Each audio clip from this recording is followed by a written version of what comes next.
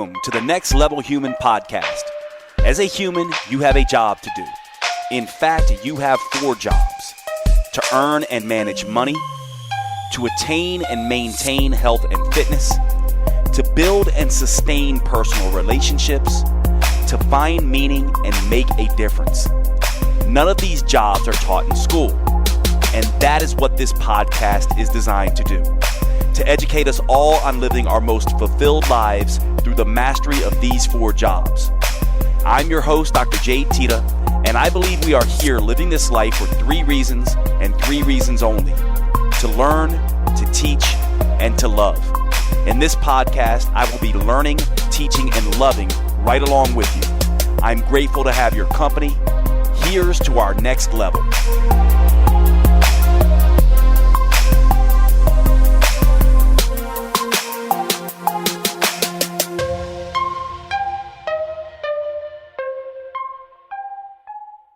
Okay, what's up, everybody? Welcome to the show. Today is going to be a challenging, awkward, embarrassing, and probably fun for both of us episode.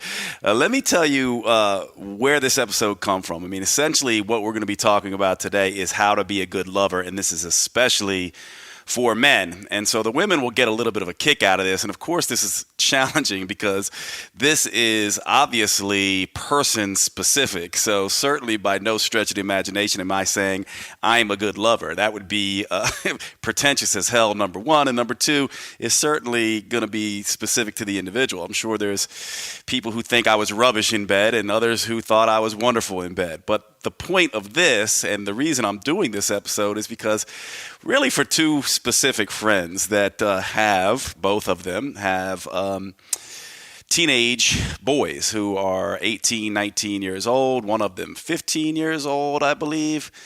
And they're getting questions or asking me, these moms, about, hey, these kids are beginning to talk about sex and they're getting all their information from porn. And I know you did a lot of research and are always posting on this. Would you do something on this? And I was like, putting it off. But when it comes up enough times, I was like, you know what? Of course. And the idea here is that I actually have immersed myself very deeply in this. And I want to tell you a little bit about that first, because obviously the question is, Jade, why are you even talking about this? It's one of these things that I believe very strongly that we have some weird taboos around sexuality. And because we have these taboos, no one talks about this kind of stuff. And because no one talks about it, we're getting misinformation, hence people going to looking at porn and thinking that is what being, a good lover is all about if they have no real experience here. And so this is essentially a resource for everyone, but I'm primarily thinking about young men who, teenagers who their mothers are wanting. These are single moms, by the way, no longer involved with a man in their life, and what they want to, essentially put in some things into their kids' mind and be able to hand these boys something versus them trying to wade through this themselves. Let me tell you where the information we're going to go through comes from, by the way. One of the things that I did and that I've done for a long time after my first breakup at the age of 18 years old, I have been relentless in my pursuit about why people fall in love, why breakup happens, why do we get attached, why do we go through heartbreak, how do we connect sexually, what do men and women like, all of these kinds of things. And of course, this has followed me throughout my career. And when I went through my affair and my divorce, I actually did a very deep dive into this, into the research. And I have 2,000 data points. One of my most favorite things that I did is I did a survey where I collected over 2,000 responses from women mainly. There was a separate one from men, but these would be over 2,000 women answering questions about preferences around sexuality, as well as diving very deep into some of the science around women and how they are different sexually. One of my favorite books on this is a book called Come As You Are by Emily Nagoski. And one of the things she talks about is this idea that up until very recently in the research and in discussions about female sexuality has been seen as mainly just male light, right? That there's basically, they're like men, just not as into sex, basically, and or that they're just slightly different. When the truth is, women are very different, and there are some very big things that we can pull out of this. Now, full disclosure here, I'm talking about heterosexual male-female relationships here. Part of the reason I'm doing that is because we don't know a whole lot about the other realms. This is what the research is focused on, and this is certainly what my research sort of focused on. So let's get into this topic. And first of all, one of the things that I think most men need to realize, and women too, is that men and women come after sex or come to sex in a very different ways. Typically, and of course we're going to be making gross generalizations here, which is very tricky. And let me say something about generalizations first, just so we understand when we're making generalizations. We can generally say that men are taller than women on average, right? But each individual woman compared to each individual man, it depends. Certainly, there are women who are 6 feet and men who are 5 feet. So those two, the woman would be taller than a man. But on average, male height is about 5'9", 5'10", and on average, female height is about 5'5". So certainly there are going to be women out of the average who are much taller than men, women who are 6 feet, and men out of the average who are much shorter than women. So you could certainly technically have a 6-foot woman with a 5'7" man, right? This is what we mean by generalization. So I'm going to be making generalizations, but this does not mean that all women are this way. Some women look at sex very similar and deal with sex and are very promiscuous and do some of the things that are typically seen as male-dominated things in the bedroom. But we're talking about averages here, and that's what research is. It's a tool of averages. Same with when you look at surveys and things like that. They're getting averages, and so I'm going to be speaking about averages. And averages work great because most people will fit into this, but we have to realize that not everyone will. And so just take this with a grain of salt when you're sort of listening to what I'm saying here. The first thing, generally, if we're going to take averages and make generalizations about men and women, is to realize that they come after sex and romance very differently. Men are very physically driven at first, so they respond to physical cues mostly, right? The way a woman looks, her hourglass silhouette, breasts and butt and this kind of thing, right? So men are relating to women very much like this in general. Now, it's not that women don't relate this way. It's just that they relate more on a psychological realm. It's also not that men don't relate on a psychological realm. It's just that they're mostly physical. So in general, we could say men come at this from a physical point of view first, and then they go into the psychological realm. Whereas women come at this from a psychological realm first, and then they get into the physical. So one of the ways I've heard this described, and I really liked it, is that men are oftentimes looking for a sex object, and women are oftentimes looking for a success object. In other words, this is just a succinct way of saying men go physical first, then they decide about their emotional connection to women. Whereas women oftentimes go emotional, psychological first, then they decide about whether they want to be romantically, sexually involved with a man. And so this is one of the first lessons about being a good lover as a man, is to realize that how you behave outside of the bedroom is every bit as important to a woman as what you're doing inside of the bedroom. That might be different for a man, right? Where a man may not be looking at that stuff until later. He's coming at it more from a sexual point of view. So this means authenticity, being in passion, and having purpose as a man becomes a very potent sexual stimulator for women. It's the thing that they are responding to. They're responding to success and power. And by the way, this is not about this old stupid idea that women are money hungry kind of thing. It's more that if we look at from an evolutionary standpoint, women are looking for confidence. They're looking for men who can essentially provide. In a sense, when we look at people who we want to be romantically involved with, whether we realize it or not, we're evaluating them on whether we're attracted to them and whether or not they are actually good parent figures in a sense. Our lovers are simultaneously sex objects in a sense, but also friends and kind of parents in a way. We lean on them very deeply in this regard. I also want to briefly talk a little bit about a distinction between a lover, which is someone who you revisit sexually, you have a deep sexual recurring relationship with, versus a one night stand, which are two different things. We may go seek one night stands. Men typically do this more than women do for very different reasons. And so this is not about how to be good at a one night stand. This is about how to please your lover and, sort of make a difference in that regard. So the first thing we kind of want to say is, how do you show up outside of the bedroom that will make women crave you, in a sense, as a man?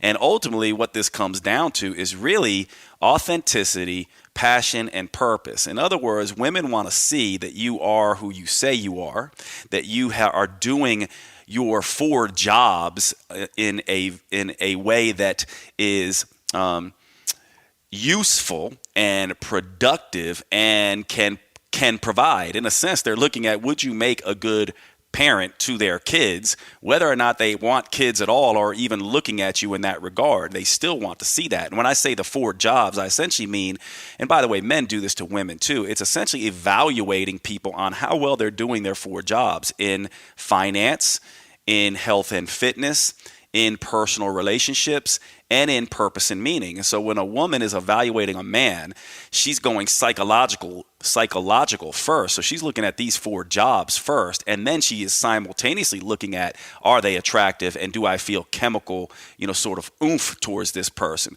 But she's really looking at this as personal relationship wise. Are they going to be cool around my friends? Do I like who they are? Are they confident and charismatic, and will my friends like them? She's looking at it like, do they have purpose and passion in their life? It's one of the reasons why women tend to really fall for like these very passionate artists and people who, chase their dreams and things like that. Are they authentic? In other words, are they owning completely who they are? So in a sense, a man who is rich and wealthy and powerful and successful, who's not actually in a position where they are real and being authentic, is probably less attractive to your average woman than a man who is owning his authenticity, is 100% who he is, but maybe doesn't have money. So it's not always the success and power aspects of things. And then, of course, the health and fitness job and the finance job are both ways that women evaluate in terms of success, in terms of power, in terms of, is this person someone who can provide, is going to be around, is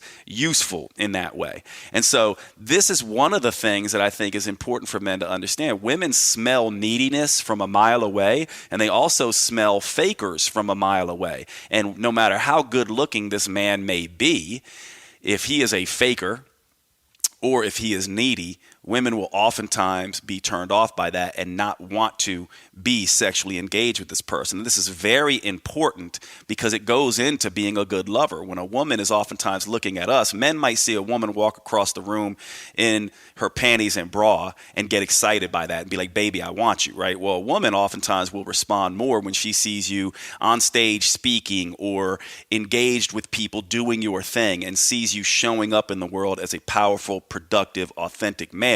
She is oftentimes more turned on by that than seeing you with your shirt off standing there in the morning. And this is a lot of times what men don't understand about how women relate to sex. Now, there's a couple other things here that I think are important to understand. There's sort of a dance that happens with lovers as you first meet.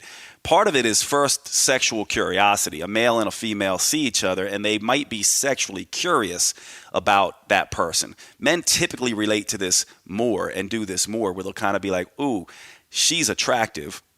And so they will imagine maybe what she looks like naked or what it would be like sleeping with her. Whereas a woman may see a person and go, oh, he's attractive, and maybe go, I wonder what he's like to be with in a relationship. And this is very interesting how women and men will kind of see this differently. Now, of course, this is averages. It's not always. There's certainly women who will look at men and just be like, I just want to jump this guy's bones, and that's all it's about for me. But we're talking about in general. Now, one of the things is about curiosity is that you have to be sort of careful here, because oftentimes in today's day and age, people will skip right from curiosity right into bed. And there's this dance that happens, this buildup, if you take your time with this, that is really useful for women. Oftentimes, one of the big mistakes that men make is they go from sexually curious to wanting to just jump right in the bed and not realizing that becoming a good lover is sort of riding this game a little bit and letting the woman experience them and their sort of personality and let them fall in love with the psychology of the man. This is one of the reasons why we talk about deep conversations, and women oftentimes will talk about deep conversations where a man may not need to have a deep conversation with a woman to feel attracted to her. Deep conversation for women feels very intimate, and that sexual curiosity then just goes over into sexual connection, right? So men oftentimes go curiosity right to connection, and then they want to see about chemistry. And I kind of think of this as the 3 C's, where women go, well, let me be curious for a while about this person. Let me see, and then let me see if I can connect to him. And for them, it's connecting in terms of, I want to kind of be close to him. I want to feel out his brain. I want to hear him talk. I want to see what he's about. And then it's also finally about chemistry, and that's about pheromones and actual kissing and the actual beginning of the physical touch. And men oftentimes want to go like, yeah, I'm curious. They skip right over the sexual connection piece and go right into chemistry. Let me kiss you. Let me touch you, that kind of thing. And they miss this part in the middle that's super important for women. So as men, one of the things that I think you need to be aware of, or we need to be aware of, is this idea that, yes, okay, once we have that sexual curiosity, that little spark, I wonder what she's like, then we want to spend time connecting. Even though that might not be our natural way, we can go right to chemistry. It's her natural way oftentimes. And the conversation and the dating and all of this kind of stuff is useful in that regard, and also taking your time, letting her really get to know you in that sense, so that by the time the chemistry comes, she's connected to you. You might feel that chemistry kick right away, but she needs more time with that. And it's very, very important. So you can kind of think of this as psychological foreplay leading up to the actual physical foreplay, which is also very important for women in a lover. And by the way, once you have sex with a woman, right, that continues. That game kind of continues. You want to continue with the curiosity and the connection and build on that chemistry, because, of course, we know that we're talking about lovers here. And lovers are people who get to know each other over time. A good lover will actually have the sex be getting better and better as time goes along, and not worse and worse. And this is kind of what happens in this way of thinking about porn. Oh, I'm just going to, flip you over, ram my body into you a few times, and it's going to be this fast and furious thing, and that's going to be sexy. That might be sexy to a dude. That's not going to be what most women want, rarely. What most women want, if they're looking for a lover, is they're going to want someone to connect with them and then ease into the chemistry part of this. And so once in the bedroom, this is, the idea of, courtship and dating. And then once you're in the bedroom with a woman, women say this very, very clearly. And I actually, for the women listen to this, I have some tidbits for you on this too with men, is that the research shows this when you look at what women tend to want in sex. And it also, women say this to me all the time. And this survey that I did was very clear on this. Women typically need more foreplay. They typically want things to be slow. They want much more touching and kissing than men typically will do. And what I mean by that is like touching, not just, touching the breast and the butt and all of that kind of stuff, but touching the body, the back, scratching the back, rubbing the back, long, slow kisses, really exploring the woman's body before you just, get your finger in her or penetrate her. It's really about getting her to the point to have this sensation of full body touch. Women love this idea of foreplay that kind of gets them going. Now, of course, the first time you're with a woman, it is it's really about exploring her and the two of you exploring together. You can't figure out exactly what someone likes in one time. And so that's the idea of going slow. It's feeling it out. You don't want to be putting on an act. You don't want to be like, oh, well, here's my repertoire of moves. What you kind of want to do is just be like, let me touch you. Let me feel you. Let me go slow. Let me be soft. Let me feel. Let me connect. Let me touch. Let me tease. Let me take this process very, very slowly and feel this out and let her guide you. I mean, in the end, women are the controllers of the sexual realm. And so essentially, one good rule of thumb that I think women have taught me and talk a lot about is like, you'll know when I'm ready for you by my actions, by the way I'm leaning into you, or the way I'm thrusting up into you, or the way my breath picks up, or the way I'm looking at you. And so you have to get very intuitive, and you can't get intuitive in feeling unless you take your time. Most men want to rush this entire process so fast that they never actually get to read these signals off their women because they're so in their own head and so like, let me get to the next stage. Oh, okay, now I kissed her. Now let me touch her tits. Now I've touched her tits. Now let me, touch her pussy. Now let me do the next thing. Now let me penetrate her, right? And this is the way that men typically do. It's rush, rush, rush to the end. Really, what you want to be doing is let me just caress her, smell her, touch her, taste her, really just feel all of that and let it be that. And sometimes it's best to leave it be right there instead of being like, I have to go all the way. Sometimes that can be the best, most pleasurable thing.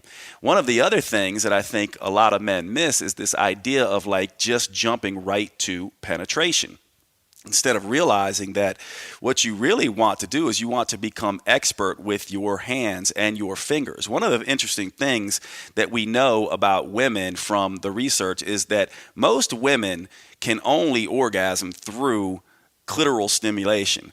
Most women do not orgasm through vaginal penetration. And so if you want to please a woman, basically what you want to do is you want to be thinking about paying a lot of attention to the clitoris. And so that means touching.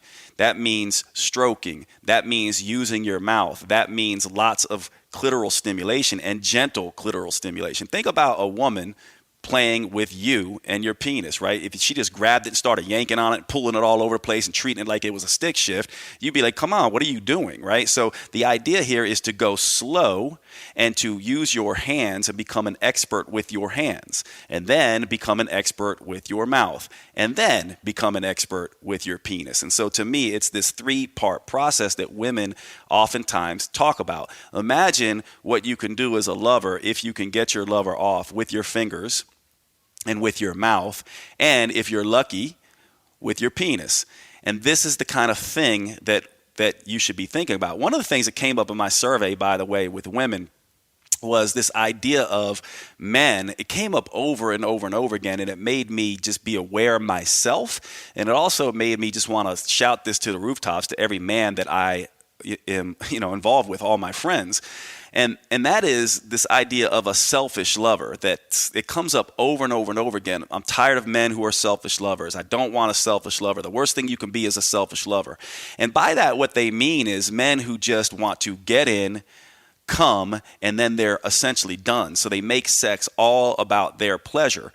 This is something that's really interesting for women because women are very selfless in bed typically. They manage all the orgasms. They manage yours. They want you to feel good. They also manage their own because they want you to feel successful. And oftentimes they'll even fake an orgasm just to make you, the man, feel good about this. And they really appreciate a man who really wants to please them. And so one rule is to always come second, to always get your woman to that place first, if possible. Now, that's not always possible with women, and it's rarely possible for most women the first time being with a man because that man is going to be, or that woman is going to not necessarily be familiar with you and may be a little bit nervous. And so you want to make this playful and fun and slow and sensual and all of that kind of stuff. Now, I know some people are like, well, that's interesting, because what about like the whole idea of fucking? Isn't that fun at times? Sure. But when you're looking at a lover,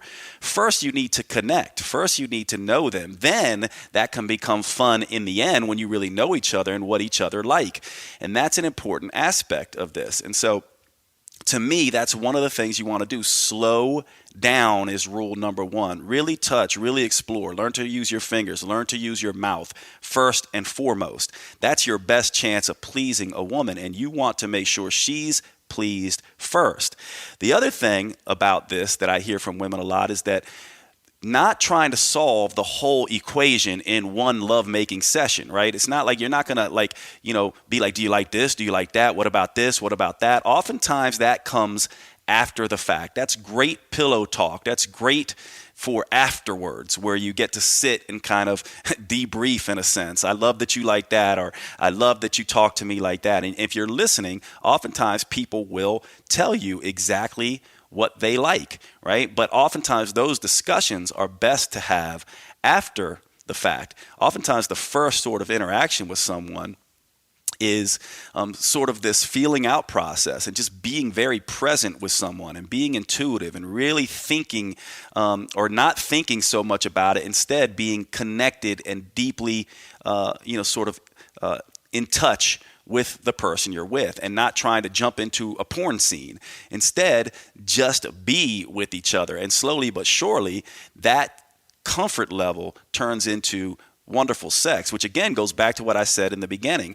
You want to really understand the curiosity process and the connection process before you get into the chemistry process, because being sexually curious and then sexually connected leads to great chemistry in bed. And this is how, and by the way, it even does for us guys as well. One of the tidbits I'll give to women, when you get to an older guy like myself, now I'm 45, for me, where I may not have needed foreplay as much or even thought about foreplay as much when I was a young man, now I love it. And a lot of my the older guys that I am friends with oftentimes talk about that. We now need a little bit more foreplay than we may have needed or wanted when we were younger. And so oftentimes women don't understand this either. This slow process serves both men and women in the end. And if you want to drive a man crazy, even a younger man, it's that anticipation phase. It's the teasing factor. It's all of that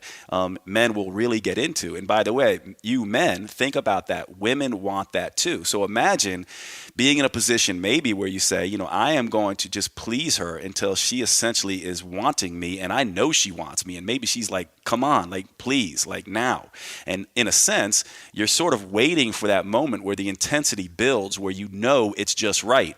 And you will sort of refine this process over time. But that's what a beautiful, sort of sexual experience is like. And so I think that's an important sort of piece to understand. Now I'll just give you a couple things from the research that I think men need to understand. And by the way, most of this, what we're going to cover now, is coming from Emily Nagoski's book, Come As You Are. One of the things that you have to understand about women is that they don't rev up like a man. It's not a linear, like, now I'm erect, now I'm ejaculating, now I'm having an orgasm. Like men, it's pretty much from start to finish. It's very linear. It's very predictable. Most men, once they get going, if you stimulate them enough, you are going to bring them to orgasm. That's like, right away. As a matter of fact, when you look at orgasm related to men and women, what you see is right around 15 years old, 90 some plus percent of men it's basically straight from stimulation or orgasm.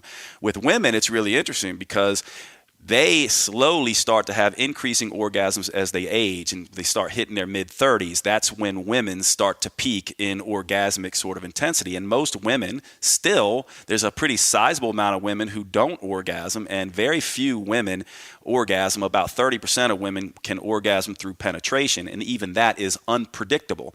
And so you have a wide range for women in terms of their ability to orgasm. This isn't about you men doing something wrong. It's more just about the way the female is built versus the man. One thing that they may have harder time getting there, or maybe don't get there as frequently, but one of the things that they do have that a lot of men don't have, actually there are some men that do have the ability to have multiple orgasms or have a very short refractory period. But women tend to be able to have a very low refractory period, and some of them can orgasm, multiple times. But it's very different, right? So this idea of this porn world where women are just coming all the time, no matter what, and squirting everywhere, and this is not real life. Just as like, you don't have these huge penises that show up in the porn world. That's not your average man is not built like that. So you need to kind of look at this in a realistic way. Porn is one of these things that can be erotic and can be fun to some degree for some people, but it's also not necessarily real. And that kind of sex may look fun for us men, but it's often not fun for women to just be pounded by a big penis over and over and over again instead of being connected with that woman. And that is something that when you have a good lover, it's sort of like, when you walk in the room, and there's going to be the occasional time where your girl's washing dishes and you come up behind her and just take her, and she's going to like that and want that because that you know how to be with her. But most of the time it's going to be, to get to that point, it's going to be trusted, sensual, connected sex that gets you to that experience with your woman. And I think that's very sort of important to understand. And so one of the other tidbits that you can kind of understand about sort of women is that men are oftentimes, again, this is a generalization, but men are oftentimes very visual when they see a woman. So they want the lights on. They want to see the woman's body. That's the kind of thing that can really do it for a man. Women are oftentimes a little bit more balanced in their sensations. They're a little bit more auditory, and so they want to, hear, and they want to sometimes be talked to or whispered to or touched in a particular way. And it's not always visual for them. Certainly it can be, but this is another difference that you want to kind of think about. And it's oftentimes, sort of riding that sort of understanding of what a woman likes. And I think it's important that what we don't do is bring our likes and dislikes into the bedroom and kind of say, well, here's how I do it, and you're just going to, sort of replay old tactics from the time you were 15 years old. I mean, that, it's like, I just do sex this way. I think as a man and as women and as lovers, part of the beautiful fun of these sexual experiences is first getting to know someone well, connecting, and then being able to explore. One of the things that when we look at the research is two sort of ways of connecting sexually. One is what we call the hand in glove hypothesis, which is essentially anatomy. How does someone's anatomy fit with someone else's anatomy? And there's all kinds of preferences around this, and all kinds of ways of being built. And so it's funny. I once had a girl tell me, she goes, my best lover was the lover with the smallest penis because he hit me right in the right spot. This is things that you will hear from this. So there is a fit that happens physically. More importantly, though, there's a fit that happens psychologically. So do you psychologically fit up? And then there's this intangible of pheromones and just the chemistry of the body and the smells and the tastes and the sounds that your lover will light up in you. And that oftentimes develops slowly in a sexual relationship. And so these are the things that I think any man should be looking at and attentive to. And I think one of the things that you can do if you want more of this stuff, I actually have a course called Next Level Romance that goes into a lot more detail about sexuality and sexual types and knowing your sexual type and knowing if you're compatible with someone sexually. That's something that you all may want to check out if you're interested in at least the science behind this kind of stuff. But we oftentimes, too, want to kind of be in a position where we learn and continue our education. So reading books on this stuff is important, and not just getting your education from porn. So one great Emily Nagoski wrote that book, Come As You Are, for women. I think it's 1,000% reading for men. It's required reading for men. I think every man should go out and read that so they understand sort of female anatomy and the female brain and how it works a little different than a man. But I think if you want to be a great lover, what you want to be doing is you want to be talking with women, especially your lover, but also just paying attention and reading and sort of understanding about how to please a woman versus just getting off yourself. I think you also need to realize that porn is a fantasy world, and that's not how sex typically goes down, in the real world, nor is it going to be really great sex if you're not connected to the person. And so again, there's two different worlds here. We're talking about a lover, someone who you are with, who you can immerse yourself in, where you have multiple sexual encounters with. This is your girl. This is your lover. That's very different than just some random hookup or a one-time, sort of thing. Even though I would say that still these things that we're talking about here, once you sort of understand this, you can even be a great lover in those situations as well, because you know. So I'm going to end right there.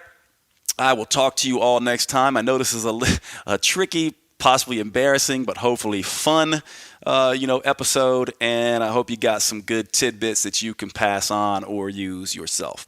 All right, be good, everybody.